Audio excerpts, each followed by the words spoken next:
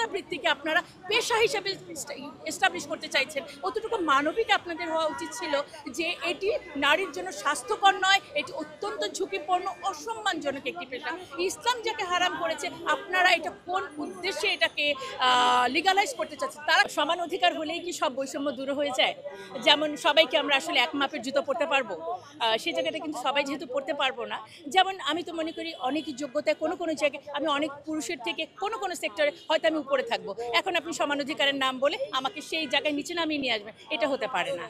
তো সুতরাং এই পুরো প্রতিবেদনের মূল বক্তব্য হচ্ছে যে কোনো মূল্যে যে কোনো উপায়ে, সেটা নৈতিক হোক সেটা অনৈতিক হোক, সেটা ইসলামিক আদর্শ থাকুক না থাকুক, আরও নতুন বৈষম্য তৈরি করেও তারা সমান অধিকার দিতে চায়। আমরা যেটি বলতে চাই আসলে আমাদের দরকার ন্যায্য অধিকার। এই ন্যায্য অধিকারটা হচ্ছে ইসলাম দিয়েছে। এখন প্রশ্ন হচ্ছে কোথায়, প্রতিবার আমাদেরকে যে প্রশ্নটি শুনতে হয় যে ইসলাম এত অধিকার দিল তাহলে নারীর অবস্থা এত খারাপ কেন? আমি আজকে সরাসরি এই কথাটি বলতে চাই, ইসলাম আমাকে যে অধিকার দিয়েছে আমার সমাজ আমাকে সেই অধিকারটা দেয় নাই। ইসলামের যে থিওরিগুলো আছে সেই থিওরিগুলো প্র্যাকটিসে আসে নাই। সুতরাং সবার না বুঝে আঙ্গুলটি চলে যাচ্ছে ধর্মের দিকে। কোনো ধর্মই কি তার অনুসারীদের জন্য কোনো খারাপ কোনো কিছু নিয়ে আসতে পারে? দেখেন, আমি যদি বলি যে বিয়ের ক্ষেত্রে বলা হলো দেনমোহর, আর আমরা প্র্যাকটিস করছি যৌতুকের, তার মানে কি হলো? এবং যৌতুক যদি না দেওয়া হয় একটা পর্যায়ে সেই কেরোসিন ঢেলে স্ত্রীকে মেরে ফেলা হচ্ছে। এখন এই দোষটাও কি এই ইসলামের দেওয়া হবে? এবার আসেন যে সম্পত্তির ভাগ, ছেলেদেরকে 2 ভাগ দিল, মেয়েদেরকে 1 ভাগ দিল, আপাত দৃষ্টিতে তো এটি অবশ্যই এক ধরনের বৈষম্য।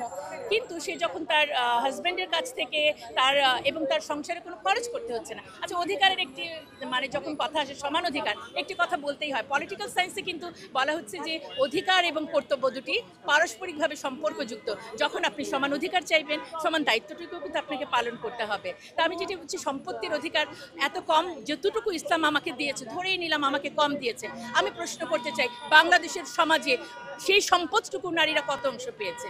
যেখানে আমি অতটুকু করতে পারছি না, এখন আমাকে আরো বেশি ক্লেম করানো হচ্ছে। তার মানে নারীরা দেখো তোমাদের জন্য খুব সুন্দর একটি সুপারিশ আমি করে দিলাম, আপনারা যদি ভালোই চাইতেন অতটুকু আদায়ের জন্য কোনো সুপারিশ হতে পারতো। যেমন পতিতাবৃত্তিকে আপনারা পেশা হিসেবে এস্টাবলিশ করতে চাইছেন, অতটুকু মানবিক আপনাদের হওয়া উচিত ছিল যে এটি নারীর জন্য স্বাস্থ্যকর নয়, এটি অত্যন্ত ঝুঁকিপূর্ণ অসম্মানজনক একটি পেশা।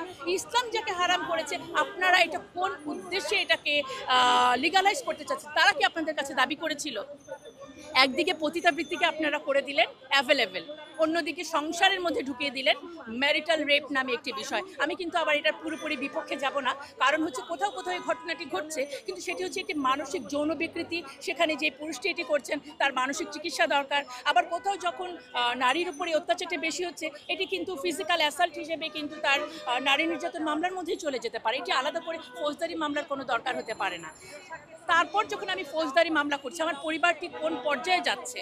তার মানে কি এই কমিশন সমান অধিকারের নামে ব্যক্তি স্বাধীন করে দিল। আমার দেহ আমি যাই খুশি তা করতে পারি, আমার পরিবার থেকে আমি যখন খুশি তখন আলাদা। সিঙ্গেল মাদারেরও এখন জন্য অনেক সংবিধানে আইন সংযুক্ত করে বলা হলো।